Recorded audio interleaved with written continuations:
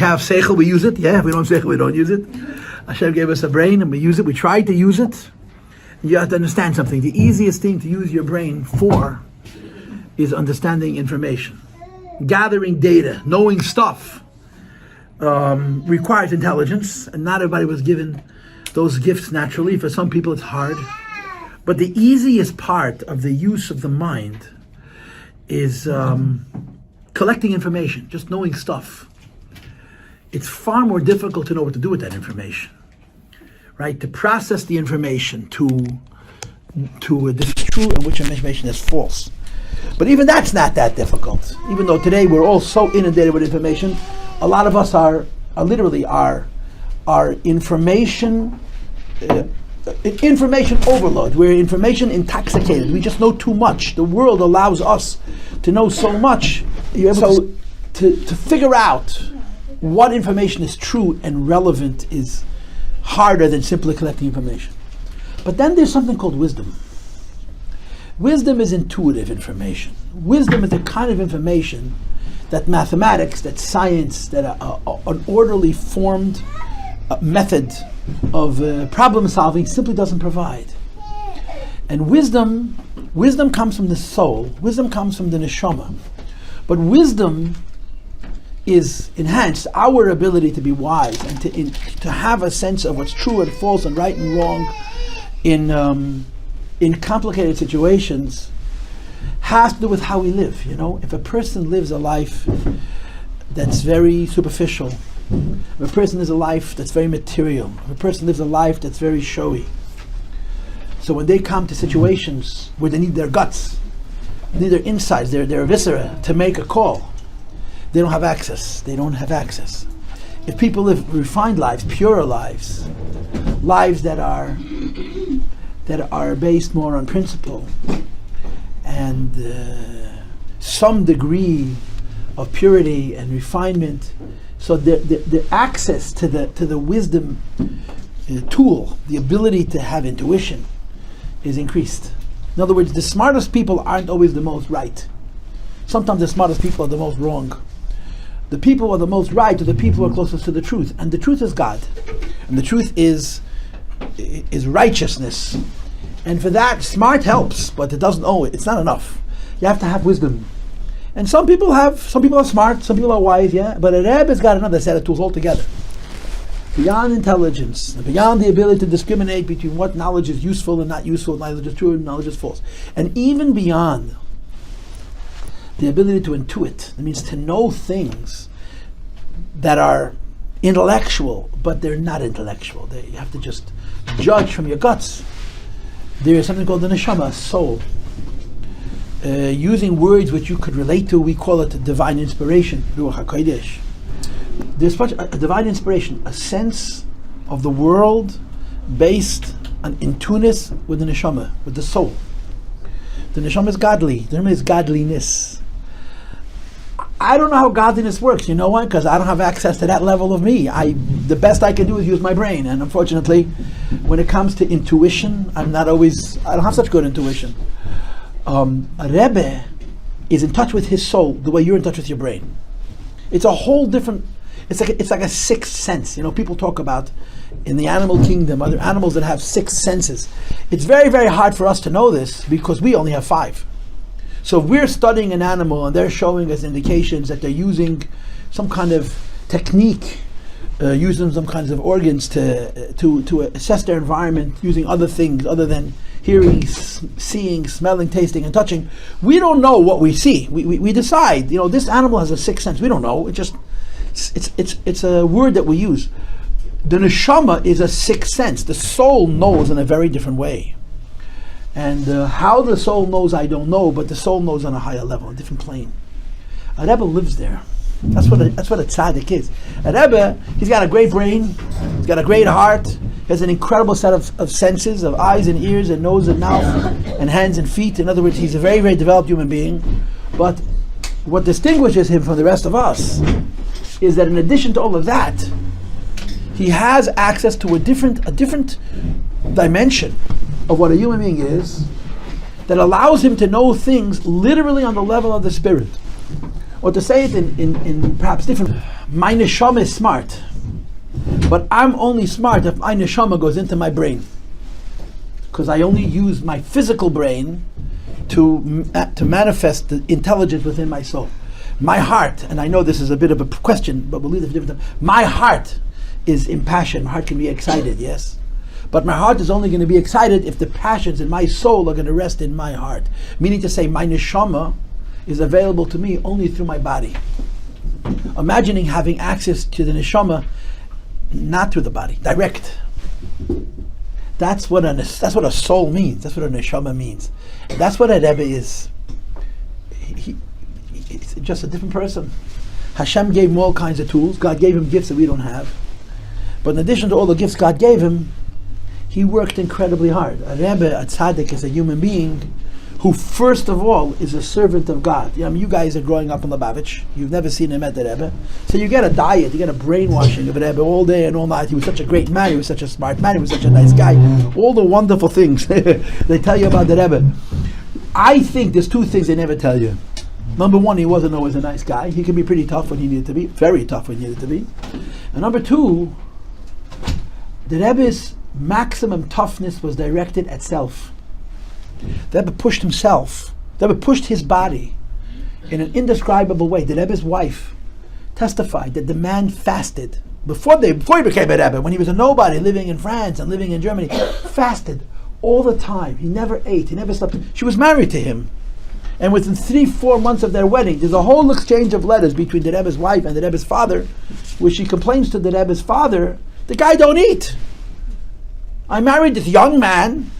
He's very handsome, he looks quite down to earth, but when you know him really well, he doesn't eat, he doesn't sleep, he doesn't look after his body. And the Rebbe's wife, the Rebbe Tzemach complained to the Rebbe's father, I need you to tell him that when it comes to his physical body, I'm in charge. He can do all the religious stuff he wants, but I got to feed him, I got to clothe, I have to make sure that he stays alive and stays healthy. And I don't think the Rebbe took that advice quite well. He told his father it's none of his business. He told his father that his wife didn't have the right to share that information. It's private between a husband and a wife. The Rebbe's avoided with himself. You don't hear about that.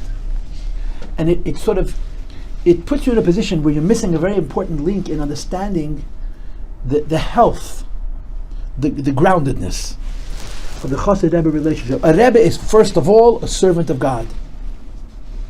And we try to do our best to be servants of God. He does far better.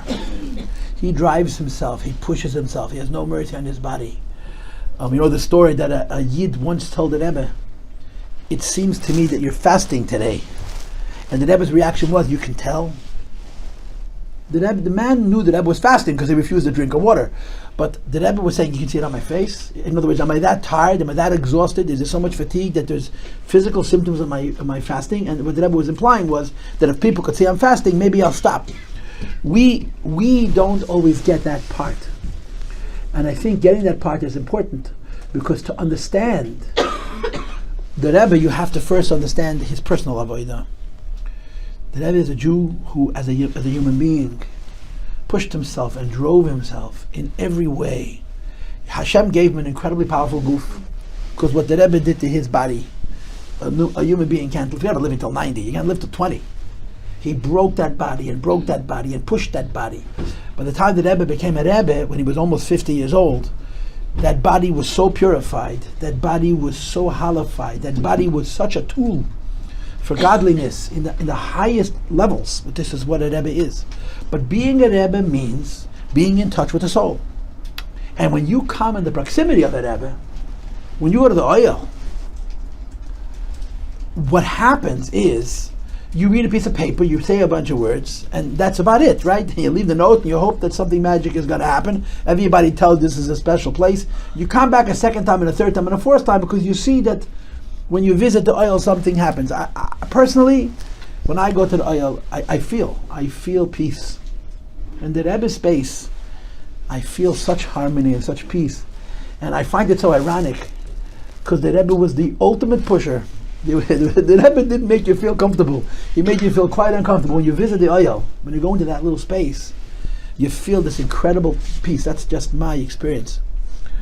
But But what's really transpiring is you're in the space of the Rebbe's guf, the Rebbe's body. So the neshamas are meeting.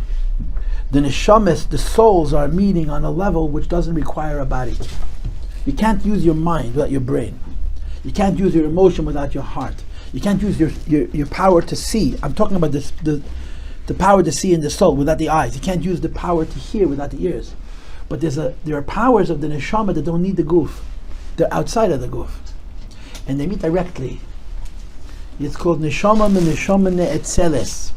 One soul and another soul touches one another on the level that we call atzilus. I mean, you've been in this school for a while, so you've probably come across the word atzilus. Atzilus, bria. Bria means the brain. Yetzira means the heart. Asiya means the body. Atzilus means the soul direct. You go to the oyel, the neshama of the visitor and the neshama of the Rebbe meet, where there's no need for a body to create that meeting. Now we don't experience it because we're not solistic. You understand? We're not sensitive to our neshama. But the Rebbe lives there, and the neshama of the Rebbe meets the neshama of every person. The Rebbe would come into a room, and there's 10,000 people, and his soul felt every one of them, and somehow he was able to hold them all. You know, after 5 people, I'm dizzy. After 10 people, I'm confused. After 50 people, I forgot everybody. The Rebbe's capacity to hold people was incredible. He never forgot anything. But that's only his brain. On the neshama level, Rebbe walked into a room, there were tons of people. His soul tapped into the soul of each person. I don't know how that works because I don't got one of those. But that's how the Rebbe operates. That's how the Rebbe relates. That's how the Rebbe interacts with us. And that connection lifts us up.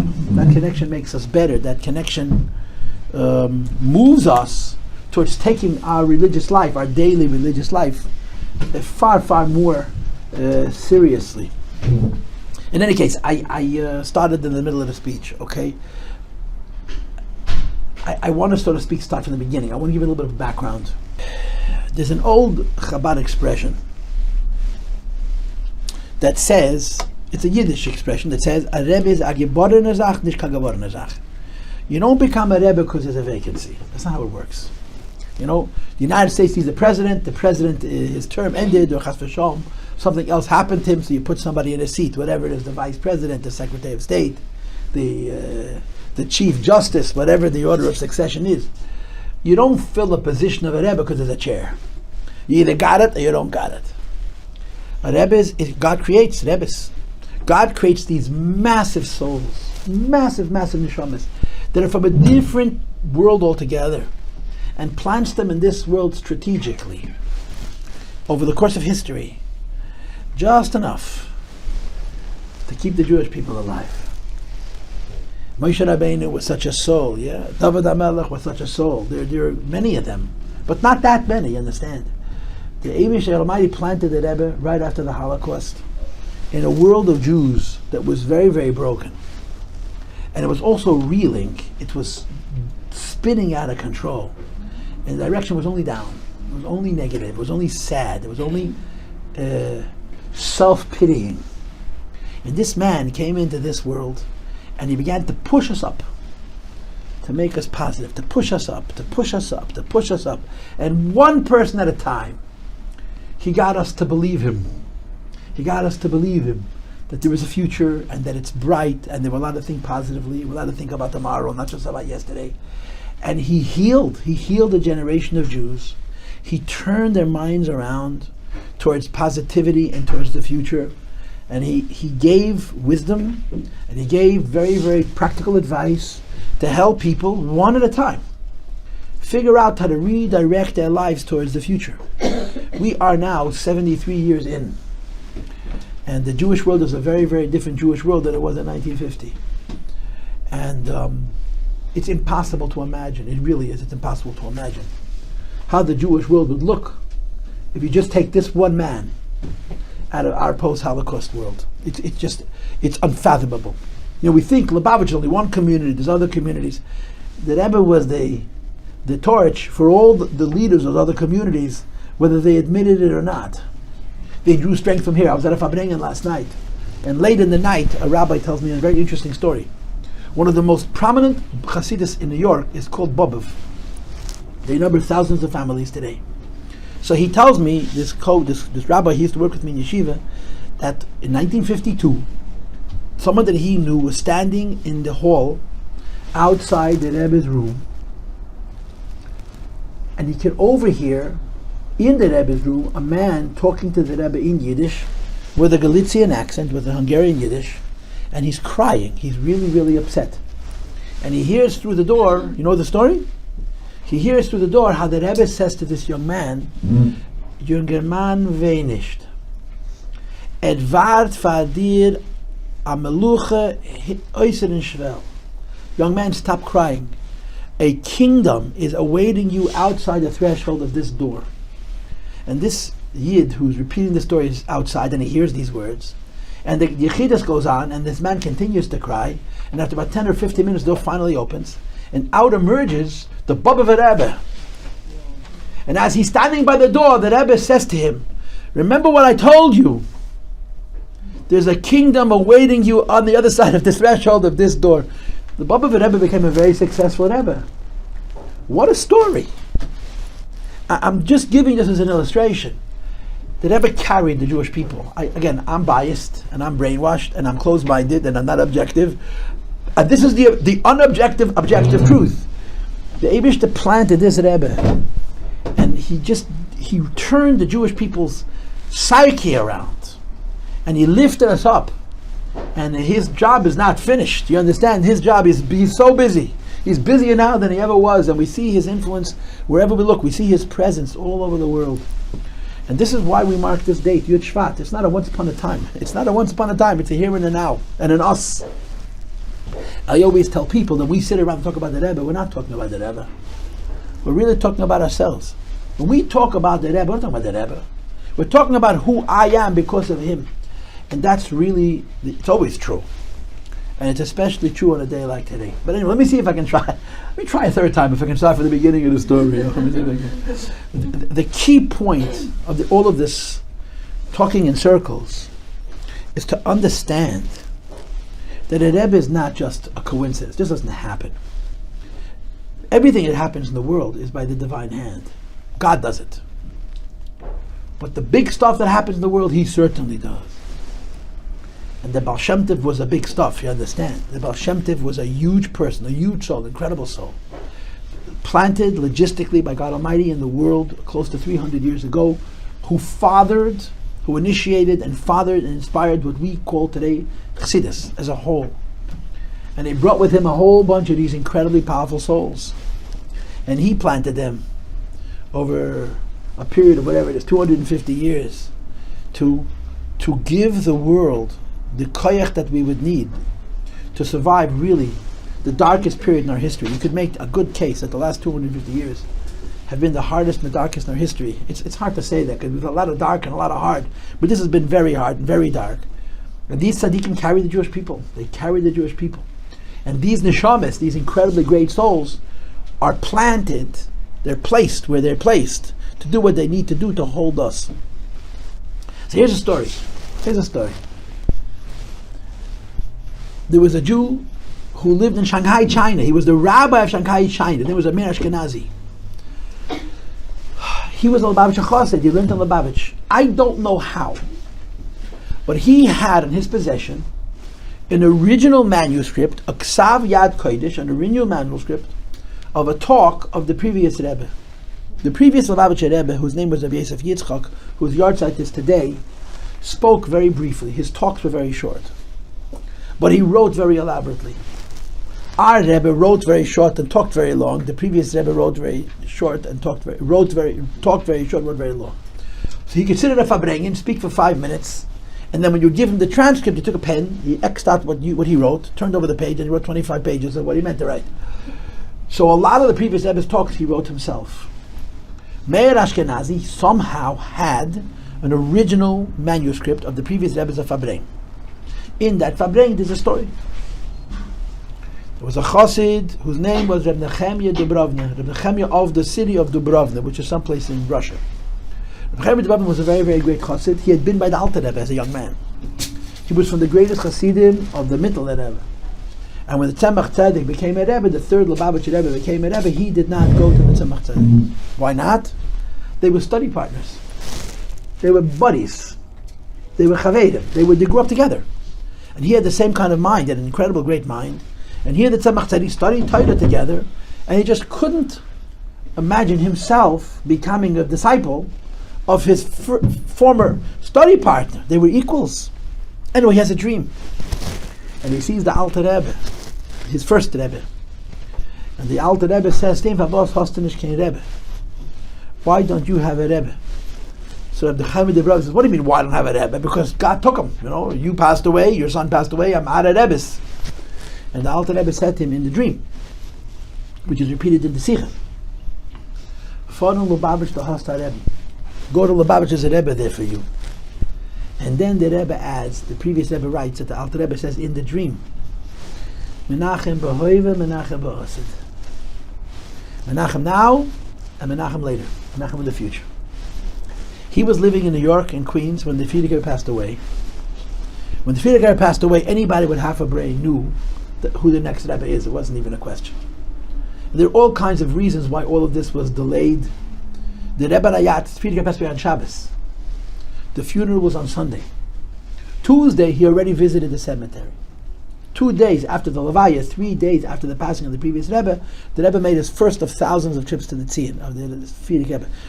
Not only was no oil, there wasn't even a tomb, there was just a mound of earth. There's photos of the Rebbe visiting, those early visits. There was a Jew who knew the Rebbe from Riga, from Latvia, from 20-something years before, whose name was Harav Yitzchok Dubov, Rabbi Yitzchok Dubov. He was older than the Rebbe, considerably older than the Rebbe. He was in New York, and he went with the Rebbe to the previous Rebbe's resting place Tuesday, the 13th day of the month of Shvat, in the year of 1950. I would imagine that the Rebbe cried enough tears to make the ground look white. But the Rebbe did what he had to do. He read his pay. He had a bunch of stuff to do. And when he was finished, the Rebbe stepped away from the previous Rebbe's grave in order to go back to the car.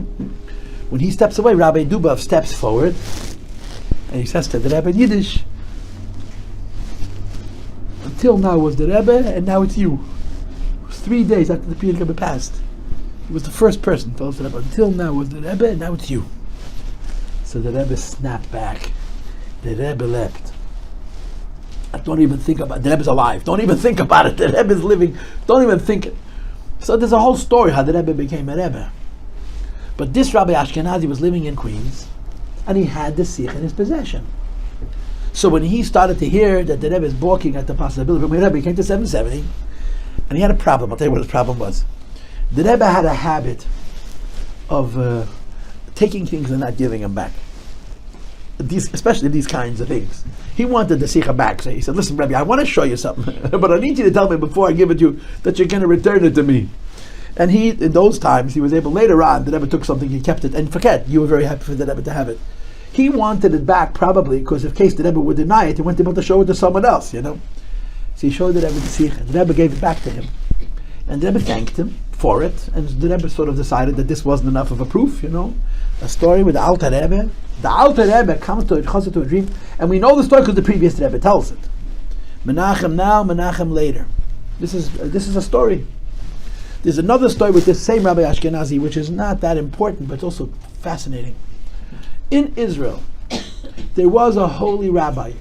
You cannot say enough times holy before you say his name. He was a piece of godliness. His name was Reb Aaron Rekech, the Belzer Rebbe, the holy, holy, holy Belzer Rebbe. You read about him, and you don't know how the man lived. He never ate, never slept. He was a shtickle akus. The Rebbe met him, and the Rebbe spoke about him with real reverence.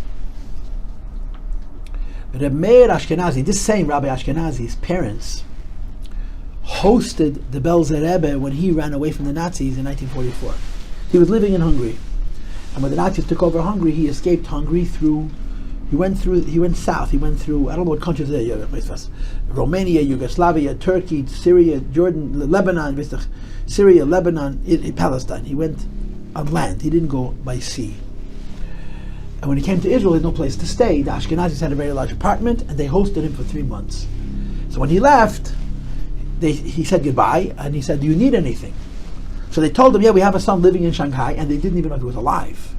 Because Shanghai was a war-torn city at that point. So they tell the Belzer Rebbe, we have a son in Shanghai, and we're worried about him.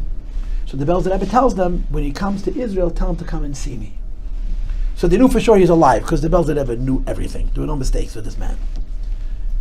Anyway, he comes to Israel after the war, and they send him to see the Belzer Rebbe.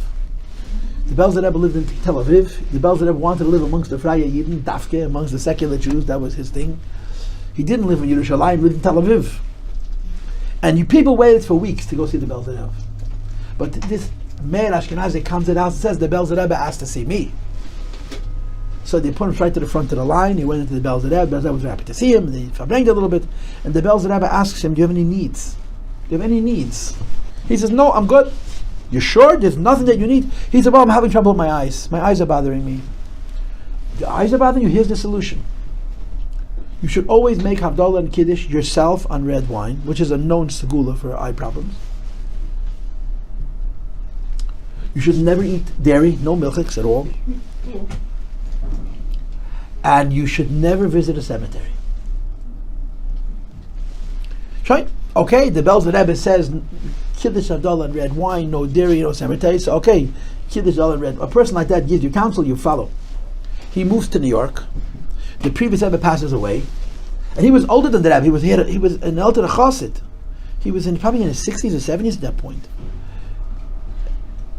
So he comes to the Rebbe with a note, a supplication, opinion. So the Rebbe looks at him and says, I'm not taking your opinion. You go to the Rebbe, to the oil. The Rebbe took pity from the young guys he took. From the boys he took. But from the Chassidim, he said, no, I'm not your Rebbe. You go to the Rebbe, the Shvat. So he tells the Rebbe, I'm not allowed to go to a cemetery. And the Rebbe says, what kind of Meshagas is that? You're not a Kohen. So he tells him the story, that he met the Belzer Rebbe, and the Belzer Rebbe, he asked him if anything is bothering him. He says, yeah, I got top of my eyes. Okay, he said, drink, always make Kiddush and Havdalah and red wine, don't eat any dairy, and never visit a cemetery. So he tells this to the Rebbe, and the Rebbe tells him the following. There's no such segula. Making Kiddush, Havdalah and red wine is well known. The dairy, I don't know. But this business of not going to a cemetery, the Belzer Rebbe made it up. But if the Belzer Rebbe made it up, you're going to do what he said. So Rabbi Ashkenaz said, so what should I do with the pigeon? And the Rebbe put his hand out.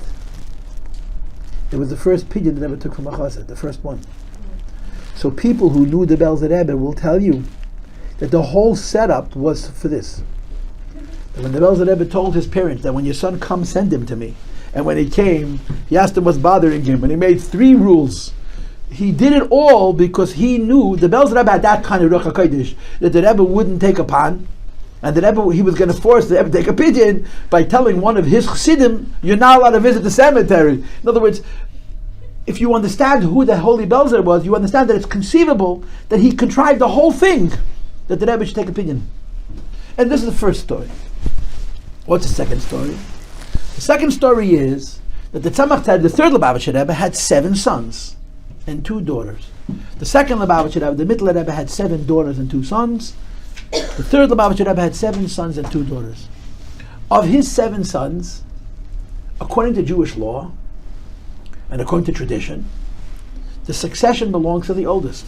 When a great rabbi of any position, a Kohen Gadol, a Melech, Nasi of Sanhedrin, a Rosh Hashiva, and a Yeshiva, passes away, the position is assumed to belong to his oldest heir if he's qualified, right? If the guy is a plumber without much seichel, then you give it to someone else. But if he's worthy, you give him the position. When the Rebbe the Tzemach Tzedek was in Stalak, his oldest son was entitled to be his successor. His oldest son was Reb Boruch Shalom. He knew his great-grandfather. He had a very strong relationship with the Alter Rebbe. He was all of 7 or 8 when the Rebbe passed away. And his whole life, he was sad from the histalkus of his Alter Rebbe. He was a very deep person. And he had a very real relationship with the Alter Rebbe. And he should have been the Mamal HaMakom. He should have been the Tzemach Tzedek's successor, but he wasn't. Who was the successor? The youngest, the Rebbe Marash. Between Ravash and the Marash, it was so many years that Ravash had many children older than his brother. You understand? There was more than 30 years between them, or 30 years between them. The Ravash was born in, let's say, 1804. The Marash was born in 1834. And they were brothers. And they used to get married at 15, 16 years old. The Ravash had a bunch of kids, a bunch of nephews and nieces older than their uncle, who would be the next Rebbe. The Tzemach Tzedek called in his oldest son, the Ravash. and said to him, "You're entitled to take my job. You're entitled. It's your right. You're right. You're the birthright, the firstborn. Don't do it. Don't become a Rebbe. Leave it to someone else." And he said to him, "And I promise you, if you don't become a Rebbe, you'll get what every firstborn is entitled to. A double portion. Halachically, a firstborn gets a double portion from all the brothers. They divide the estate according to the number of brothers. The oldest gets a double portion. The Rebbe says to him, don't become a Rebbe, and I promise you a double portion." And then he added some cryptai, some mysterious words. He said to him, "Vodor Rביעי ישובו הנה." It'll come back to you in 4 generations. The Tzemach Tzedek says to his oldest son, it'll come back to you in 4 generations. Anyway, he stayed in Lubavitch, this Reb Boruch Shalom. He became a Chossid of his brother, who was 30 years his junior. He passed away in Lubavitch in 1869, and he's buried in Lubavitch. They even have a tombstone for him now. The cemetery had been desecrated, and they're trying to find the old graves, and they're trying to rebuild it. They have a tombstone for the Rabash. But he told this to his children. He told his children what the Tzemach Tzedek had told him. Don't become a Rebbe, and I promise you double. Just to wait 4 generations. So there were a number of cousins. That means the Rebbe's father, the Rebbe's uncles, the Rebbe's cousins, the Rebbe's father's cousins, who saw themselves as the 4th generation. So this was in the family. It was a piece of business. The previous Rebbe became a Rebbe, but they had this tradition that in 4 generations it's supposed to come back to them. It created some kind of unpleasantness, as it were. But when the Rebbe was engaged to be married to the Rebbe Chaim Mushka, this is how the story is told. Whether it's true or not, I don't know.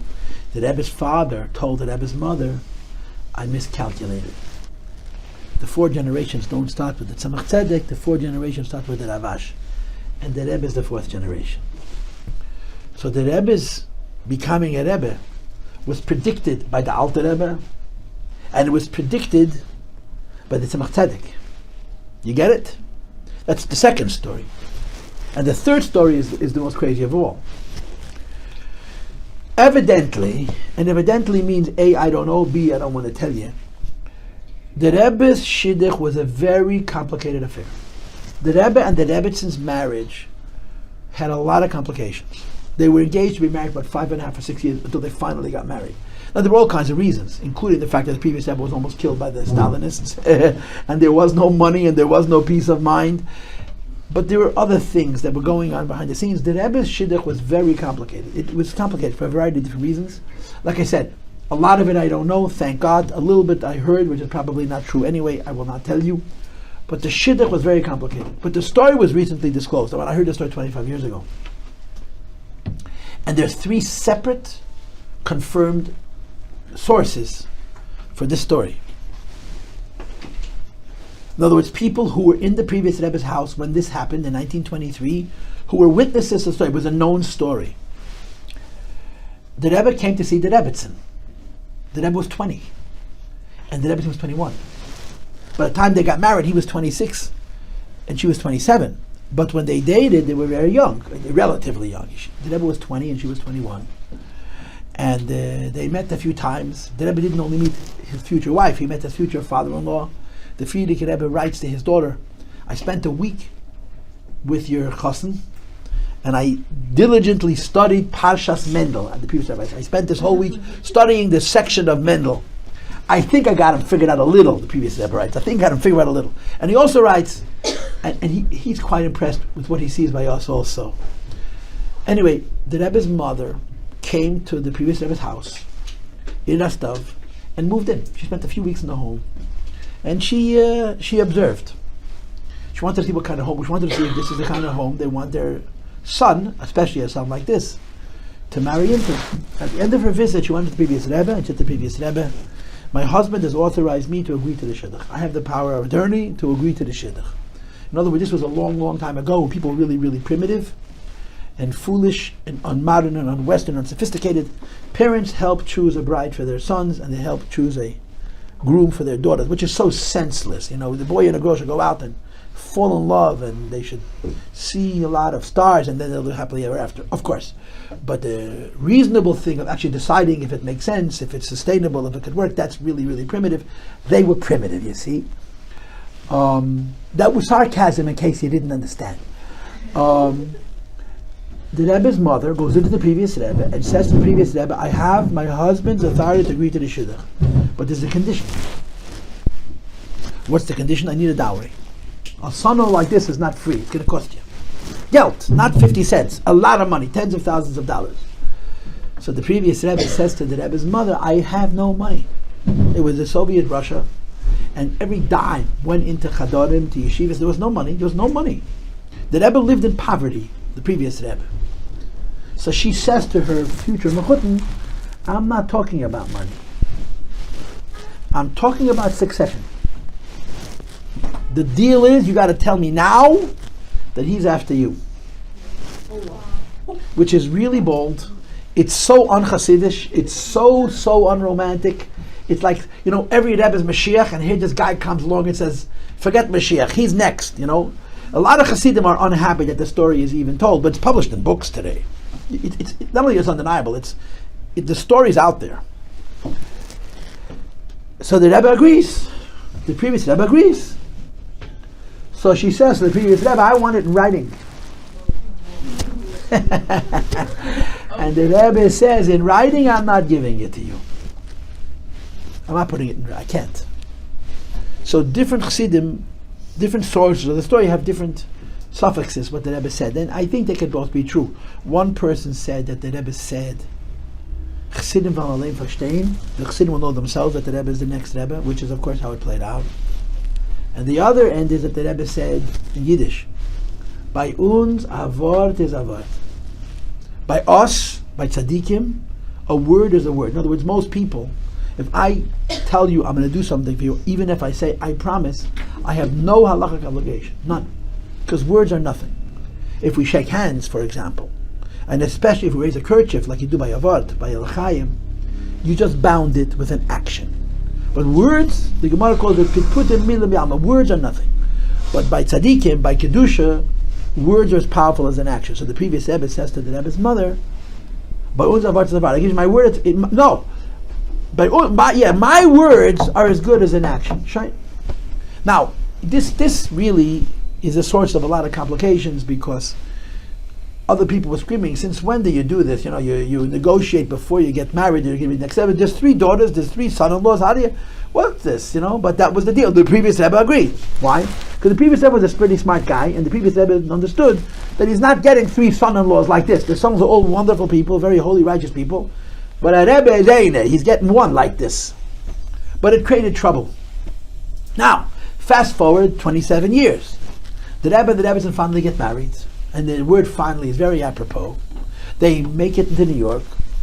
And the Rebbe, who had for years, avoided being near his father-in-law, staying away from the previous Rebbe, for the simple reason that he wanted to learn and daven. The Rebbe wanted to spend time with himself. Being near the previous Rebbe would have meant day and night he's busy with the stuff going on. He would visit for Yom Tif. The Rebbe came for Yom Tif to the previous Rebbe, Pesach and Tishrei, and whenever the Rebbe was around the previous Rebbe, he acted like a son-in-law. He was makar of everybody. He brought everybody in. He made everybody feel welcome. He did his job as a son-in-law, but all year he was away from the previous Rebbe. Then he comes to New York, and when the Rebbe arrives in New York, that whole situation is reversed. It became literally one soul and 2 bodies. The Rebbe and the previous Rebbe became so enmeshed. The previous Rebbe was very limited physically. But the previous Rebbe's will was extraordinarily powerful, and his clarity and his judgment and his intuition and his Ruach HaKodesh were extraordinary. But he was not able to do the things that he accomplished if not for the fact that his son-in-law stood by his side and brought forward what it was the previous Rebbe wanted and needed, in spite of the fact that he was so physically limited. And the Rebbe became a complete servant of his father-in-law. Every minute of his day and night was dedicated to looking after his father-in-law physically. He took care of his medical conditions and also seeing through the work that the Rebbe wanted done. And then the Rebbe passes away. The Rebbe passes away, so Rabbi Dubov tells the Rebbe 3 days in, until now was the Rebbe and now it's you, and the Rebbe snaps back, the Rebbe leapt. And a whole year of negotiating went on. There's a lot of different details to this negotiations, but one of the stories is that Rabbi Zalman Gerari went over to the Rebbe and says to the Rebbe, I really, really don't understand you. He says, I was an orphan. He tells the Rebbe, I was an orphan. My father had died when I was very little. And I was raised in the Previous Rebbe's home. I grew up in the Previous Rebbe's house. I was there when your mother came. I was there when your mother went into the Rebbe. I was there when your mother came out of the Rebbe and reported that the Rebbe had agreed to the Shidduch on the condition that you would be the next Rebbe. So what's all this hesitation? You understand? He says to the Rebbe, that I was in the house when your mother visited and she negotiated with the previous Rebbe that you should be the next Rebbe. So what's this hesitation? This has been predestined. It was determined 27 years ago. Now, it actually was determined 100 years before that and 50 years before that. But this is like the third story. What's this hesitation? What the Rebbe said? Very plain English, plain Yiddish. But everybody who speaks English understands it. I didn't hear it from the Rebbe. Ich hab nicht gehört von Shvat. The Rebbe didn't tell it to me. And there's something unbelievably deep and important in those few words. Something unbelievably deep and important in those few words. And this goes to the idea of Chossid. You know, before you're a Rebbe, you're a Chossid. And the Chossid-Rebbe relationship is the deepest relationship in the world. Because it's a relationship not just of mind and heart and body and body. It's a relationship of soul and soul.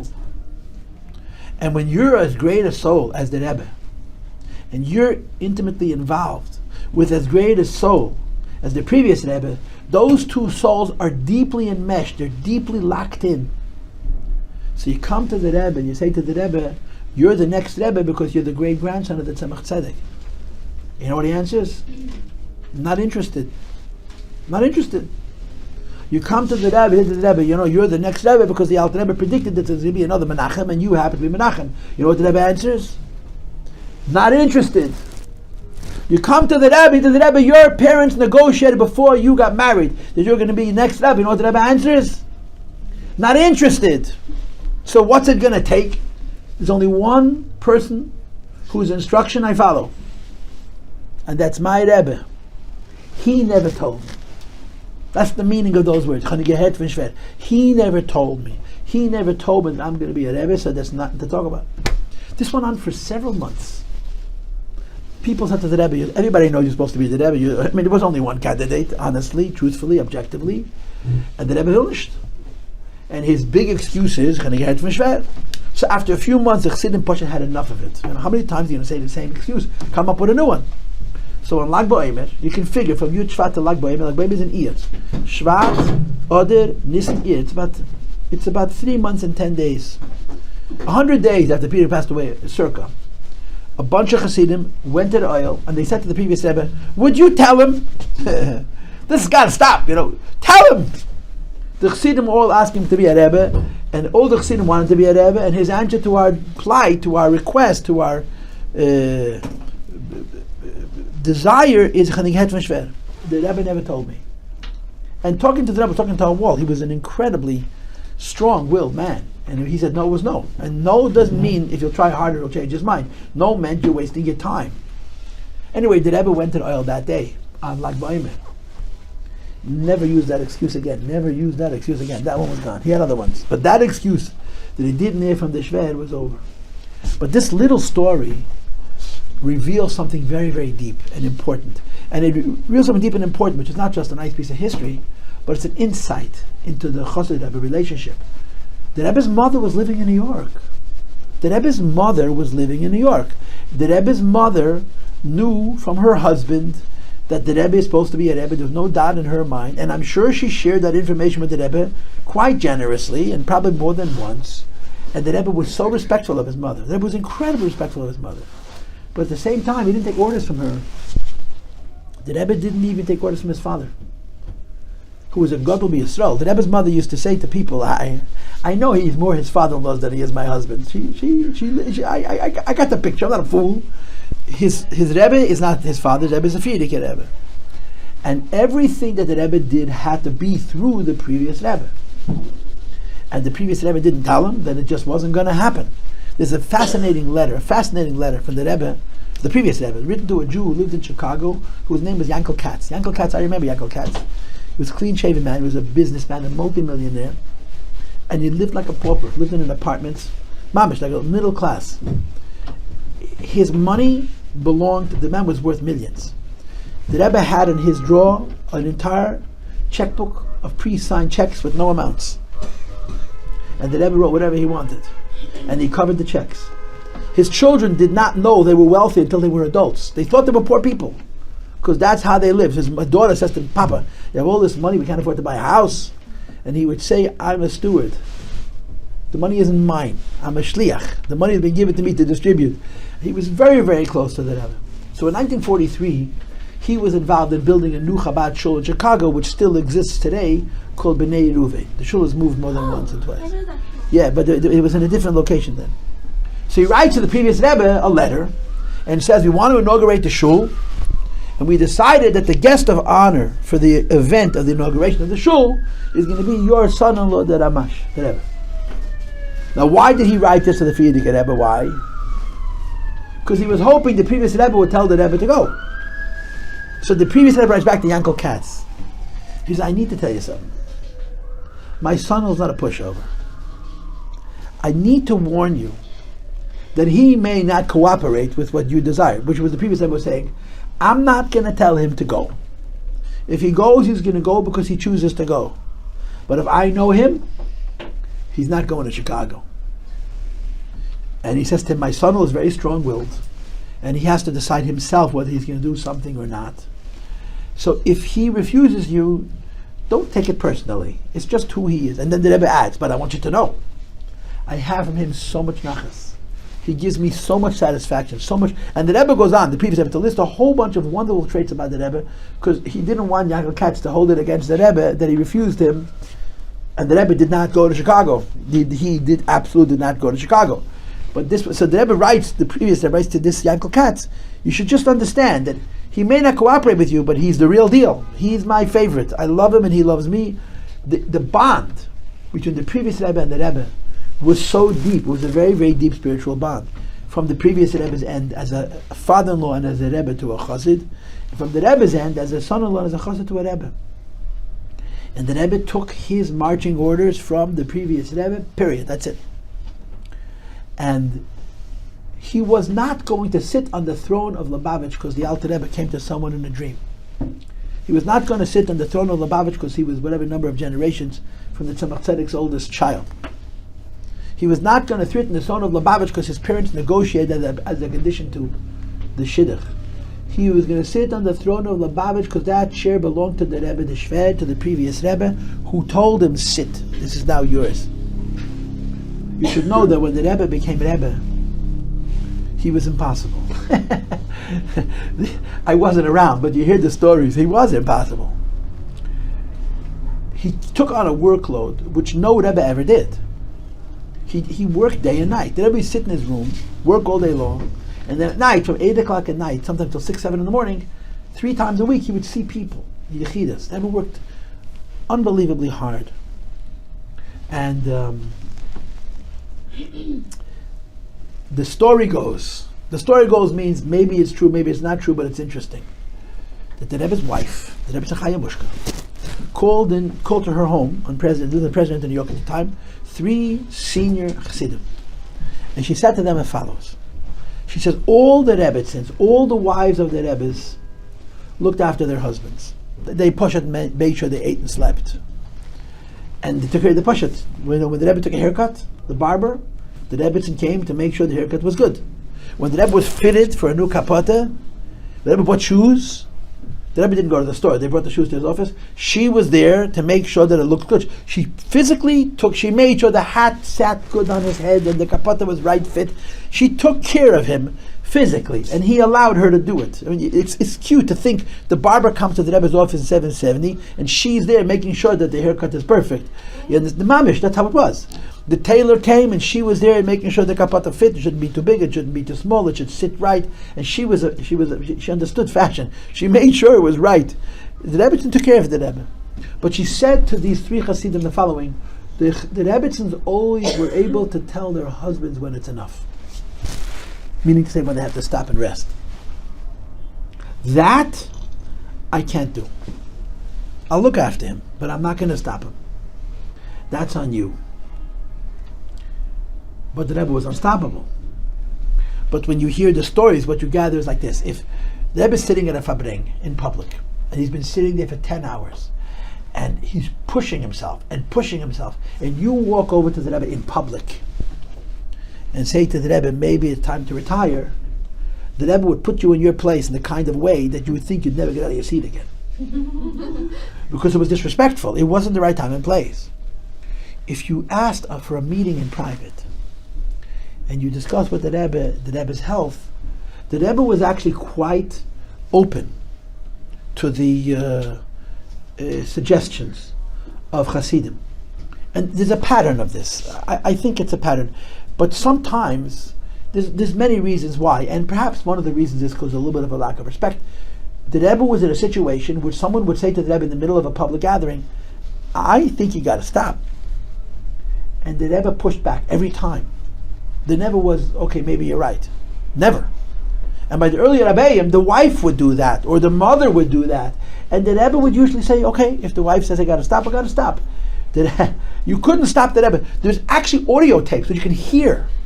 It's late in a fabrengen. And one of the senior Chassidim who had this job, it was their responsibility, but it was an impossible job, would get out of his seat and he'd very gingerly and full of fear would tiptoe over to the Rebbe and whisper something to the Rebbe that maybe it's time to take a break. And the Rebbe, every time, you sit down and be quiet. He didn't say it that way, and creative ways of saying it, but there's an actual audio tape where somebody says something to the Rebbe, and the Rebbe snapback responses in Yiddish. Willst du benehmen dem Schwer? You want to take over my father-in-law? You want the job? Willst du benehmen dem Schwer? Meaning to say, I'm on the chair, not you. Don't help me. I got it. That's how the Rebbe saw his position. The Benkel. He would speak about that a lot. The Benkel. The person sitting on the chair is whoever he is, but the chair is gigantic. The Rebbe's whole identity as a Rebbe was his link to his Rebbe. And everything about him communicated that. In other words, we were his Chassidim, he was a Chossid of the Frierdiker Rebbe, and he shoved the Frierdiker Rebbe down our throats. He really did it. We didn't like it, you know. The Rebbe said thousands of times, the Rebbe, the Shvat, the Rebbe, my father, the Yossi of our generation, and we would just blot out the word, the Shvat, the Rebbe, the Siderenu. But the Rebbe never said, I'm the Rebbe. It was always the Rebbe, the Shvat, the Frierdiker Rebbe, because that was his anchor. You know, the story they told the Rebbe should go to the oil less because of his health. And the Rebbe said, you ask questions, you want answers? You ask medical questions, you ask business questions, you ask shlichus questions, about chinuch questions. You want answers? If you want answers, I need oil. That's where I got the information. You want answers? I need oil. I need to go to the Frierdiker Rebbe and download whatever. I don't know what's going on about oil. I don't exactly know what the Rebbe needs. If he can talk to the previous Rebbe, when there's a stone standing above him, he can probably talk to him from 770 also. But the Rebbe, I need oil. The Chassidim asked the Rebbe to reduce LiYahadus, and the Rebbe said, I already reduced it from 3 times a week to twice a week. They asked the Rebbe to shorten the Fabrengen. My father told me that when he was a boy, Fabrengen started at 8:30 in the morning, and it was perfectly normal to go to 4 or 5 in the morning, 4 or 5, 8:30 in the evening, 10 hours, 11 hours. And at some point, they were reduced to just 3:30. They asked the Rebbe to make it very short, he did. Yeah? And then they said to the Rebbe should go to the ILS. So the Rebbe made 2 comments. He said, first of all, visiting was wonderful. In those days, there was nobody in the cemetery. It was empty. There were trees. There were 5 buried people. Lubavitch was, now you can't find a spot. You know, they say you're dying to get in. It's just stones and stones and stones. I remember as a child, as a kid, there were literally trees. There was just open fields. There was nobody buried. Everybody was alive. So he says, it's a very pleasant experience. They're going to a garden. They're going to a park, you know. And there was an old chassid who frequently would visit the oil. And he says, ask Reb Zalman. He visited the previous Rebbe. He says, it's a wonderful experience. It's just fine, you know. It's cool. It's okay. It's not so terrible. But I need oil, you know. And this is how the Rebbe sees himself. He's sitting on the seat. He's successor of the Frierdiker Rebbe. Now, as it relates to us, and obviously, each of you are in a different position than I am. I'm older than you. And I was born here. And this may sound like a funny thing to say, but I'm pretty grown up or to say it alternatively, I'm not going to get more grown up than I am now. When I was your age, I wasn't grown up. I was a little boy, a big body and a very, very big mouth, but not a lot of wisdom. And what I have learned over the course of my life is how personal a Chossid Rebbe relationship is. The Rebbe is not like the President of the United States. He's not even the President of a corporation. He's not somebody who's in the top of a pyramid whose relationship with you is remote. In other words, that he's got this whole vision, he's put a bunch of people in place to make it happen, and those bunch of people have got a bunch of people who are beneath them who are seeing it through, and we're somewhere down the totem pole, 6 or 7 steps away. That's not how Chassidus works. It's how most businesses work. It's most community structures work. The Chossid Rebbe relationship is individual and personal for each Chossid. You know, there's a Yid, he's not a classmate of mine, but I guess he's a friend of mine. He will certainly say I'm his friend. We grew up together. He's a little older than I am. He lives in Atlanta, Georgia, where Coca-Cola has its headquarters. After Gimel Thomas, Coca-Cola called him in for a meeting and said, tell us the model. What's the business model? Coca-Cola wants to know how to mimic Lubavitch. What's the marketing strategy? How does it work? What's the answer? The answer is every employee works for the president directly. You can't duplicate that. Why? The president doesn't even know your name. He doesn't even know you exist. He knows your boss's boss's boss. And he sits and drinks tea or whatever, whiskey with him, and smokes a cigar, and they talk nonsense. And they say, how many people that I employ are you responsible for? 1,200. And then the guy underneath him, and how many people that I employ? 500. And then you got the guy above you, I'm responsible for 12 of your employees. Yeah, send them my regards. That's not how this operates. The Rebbe is big enough to have a personal relationship with every little person. But it's complicated. You know why it's complicated? Because it's personal. I don't know you. I really don't know any of you. I don't know where you stand and how you feel. And if you don't want to be a chassid, that's your choice. You know, if you don't want to be a Lubavitcher, that's your choice. But if this is what you want, this is a goal that you have to set for yourself. That will take a long time. I say it takes years and years and years and years and years. Become a chassid of the Rebbe. Which means personalize your relationship. Now the unfortunate fact is, you've never met him. You see videos, right? If you're fortunate, some Jew had mercy on you and gave you one of those priceless dollars that people have in stacks like this. You know, here's a dollar. And you cry and you kvel, and the dollar is worth you all the money in the world. How this is accomplished, I don't know. But that it needs to be accomplished is a certitude. The Rebbe Chossid relationship is a personal, intimate connection on the simplest of levels between two people. Now you're going to be married, you're going to have a husband. The Mitzvah Hashem, it should just work. It should be healthy, and it should be normal, and it should be successful and sophisticated, and you should love each other, and you should have the healthiest children, and you should have so much parnasa, and you should do good things, and it should all be wonderful. I mean it with my whole heart. Yeah? And you can have a relationship with your husband. You have a relationship with your father, and a relationship with your mother, a relationship with your brothers, a relationship with your sisters. And you will have a relationship with your children. All of these relationships have dynamics. And the dynamics have to do with intimacy, how close you could be. But you know what? Intimacy has to do with how big a person people are. There are people in this world who, for whatever reasons, it doesn't really matter why, aren't capable of intimacy. I know adult men, and I will embrace them. I will hug them. It's like hugging a rag doll. Not only they can't hug back, they're unhuggable. It's sad, it's tragic, because these people, whatever the reasons are not capable of being close. And ultimately, it has to do with the brain. To be close to another person, you have to have space for them. A bigger person is capable of greater intimacy, because he has far, far more space to get close to another person. And the person you marry, in Mitzvah Hashem, will be capable of intimacy. You'll be able to be close. Not just because you're married, but because you're able to share everything because of each one of your health.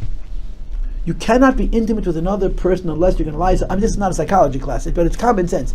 Unless you're capable of vulnerability, of being open. And it has to do with self-trust. And some people are afraid of that, and it makes it very, very tricky. The Rebbe is so big, and he's so healthy, that he has the capacity for intimacy with thousands of people. It doesn't make sense. It doesn't. But it is true. Because if you've been around Lubavitch, certainly from the people who knew the Rebbe, including my generation, how many words did I exchange with Lubavitch Rebbe in my entire life? How many words? You can't make a paragraph out of it. I was so afraid of him. I was so ashamed of him. I never opened my mouth. And my father, the Rebbe knew. My father, the Rebbe spent time with. I would walk by and he would give me a bracha and I would sort of hide my face without hiding my face. I remember when I was getting married, I told the Rebbe, I'm getting married tomorrow. I'm getting married tomorrow. 4 words. Yeah? So the Rebbe gave me a second dollar and that was the end of that. I didn't have conversations with the Rebbe. I have a few moments. I have my moments that are meaningful to me. But I don't have a lot. I don't have a lot. But I have a very personal relationship with the Rebbe. I have a very personal relationship with the Rebbe. And for me personally, that relationship was the Rebbe's eyes. I figured out at a certain point that you have to look at the Rebbe and try to make eye contact. The Rebbe's eyes spoke. They spoke not the way a normal person's eyes speak. He looked at you. When people look at each other very closely, there's a weird feeling, because it's almost like an invasion. So seriously, you don't really look at other people. You look at them, you look in their direction, you don't want to make it look, but when you look into another person's eyes and they look back, it feels weird. Hopefully with your husband it won't feel weird. The Rebbe didn't have that problem. He looked straight through you. And you couldn't look back, not because there was a lack of intimacy, but because there was too much intimacy. He looked at you and talked to you. Those eyes showed the happiness when you were doing well as a chassid. Those eyes showed disappointment when you weren't doing well as a chassid. Those eyes showed knew when there was something you needed to do that you're not getting around to do. And you know how much time those eyes touched yours? Literally a fraction of a second. A piece of 1 second. But it was a whole conversation. Now you can tell me I'm making it up, you can tell me I'm in a cult, whatever you wish, but you're not going to change my mind, because this is my experience. And I had this experience many times. The Rebbe sits in the room of thousands of people, and between the talks he's looking around. He's having conversations with people at a speed it's not supersonic. It's faster than the speed of light. It's not fast as the speed of light because his eyes were good. It was incredibly rapid. But it looks like just hello, hello, hello. It ain't so, people. Every person at that Fabrengen knew that there's a connection, there's an intimacy between the Rebbe and themselves. It's very private. And nobody was allowed to be there. Because the Rebbe made you feel very naked. You couldn't cover up. But around the Rebbe, you were open. Totally open. And it was hard enough that just he and you knew whatever it was that the conversation was. But other people, but that was his magic. He said, Rebbe, this incredible neshama who connected to so many people, and we had personal relationships with him. Personal relationships. The kind of relationships you have with your father, the kind of relationship you have with the people you're really close to and really comfortable with. You were never comfortable with the Rebbe, but you were so delighted that he was in your life. It was so important that the Rebbe was your Rebbe and you were his chassid. I was in Boston a couple of months ago, and there's a man there who was around my age. We were in yeshiva at the same time, but he didn't have my background. He was a Baltshuva. I mean, my father spent an hour with the Rebbe. An hour in one evening, not over the course of his years. The Rebbe was his therapist. My father was an orphan, and the Rebbe looked after him like he looked after children. The Rebbe's relationship with Chasidim in the early years, but especially those who came from difficult situations. He was a Baal Tshuva, and I was in Boston, and I was saying similar things to what I'm saying right now. So he pulled me aside. He said, I have 2 stories, 2 moments. Simple little things. He says when the boys had a break, he would go into the Beis HaMedrash and learn Rambam. And he would sit in the Zal, and the Rebbe would come out of his office and go into the elevator to go downstairs for Mincha. And he was able to tell that the Rebbe was going downstairs for Mincha because the boys who were watching the Rebbe's door, which is the Rebbe, they will run down, so he would follow them. There was an occasion, I don't know what it was, but he was sitting in the Zal, there was nobody in the Zal, and the Rebbe walked out of his room to go into the elevator, and he didn't have his normal signals that the Rebbe was leaving. The Rebbe walked into the Beis Medrash and just looked at him, and basically saying, I'm going down to Mincha, because the Rebbe knew that he would wait for other people to be aware that the Rebbe was going into the elevator, but that day there was nobody there. So he just walked into the Beis Medrash and looked at him. Simple thing. But what did that tell him? That the Rebbe knew he was there. He was a Baal Tshuva. His father wasn't a Chossid, his mother wasn't a Chossid, he didn't have a fancy last name, he didn't have a lot of money. Many people would not have noticed him. And the Rebbe was telling him, I know you're here. And his second story, which is it's a simpler story, it was Simchas Torah. The shul was packed with people, and he didn't know the order of events. He simply didn't know what you do next. The davening of Simchas Torah is very upside down. You do Birchas Kainim and Shachris, then you say Hallow, and then you do Hakafis, and then you lane. So he's standing maybe 25 feet from the Rebbe, 20 feet from the Rebbe, and after they finish Hallow, he opens up his siddur, and he starts to say Ataharesa, which is for laning, which you don't do. You first do Hakafis. The Rebbe looks across at him and sort of tells him with his eyes, we're not doing that now. We're going to do something else now. And he got the message. It's such a simple thing. But what the Rebbe was saying to this man who joined the community as an individual, which is very hard. The hardest thing being about tshuva, and you know this personally, and you'll know it more when you get married, the hardest part of being about tshuva is not having family. It's hell. You're in Lubavitch, and you have your friends, you have your circle, but you're by yourself. And the Rebbe let him know. He told this to me now, that these were his moments. The Rebbe was letting him know, I know you're here. It's unbelievably, it makes you feel like $1 million. There's thousands of people in the room, and the Rebbe looks at you. And when the Rebbe looked at you, there was no doubt. If you were not sure he was looking at you, he wasn't. Because the Rebbe's eyes were so powerful. They were like lasers. If he looked at you, you knew he was looking at you. And he just sent him a simple message. We're not doing laning now. We're doing hakafis now. Not a big deal. But what the Rebbe was saying is, I know you're there. So what I'm saying to you is, this is a free choice. Being a chossid is a free choice. It is a choice. It's an option. But if you choose that you be a chossid, the meaning of being a chossid is having a Rebbe. And there's no other candidates at the moment. In other words, it's post Gimel Tammuz, I get that. But there's one Rebbe. And you need to appreciate several things. And probably the most important thing, it takes time to become a chassid. In other words, it doesn't take time to learn Chassidus, it doesn't take time to try to live it like Chassidus, but it takes time to develop a personal relationship with a man you never met. It's real. It's not real because you're so spiritual. It's real because he's so gigantic.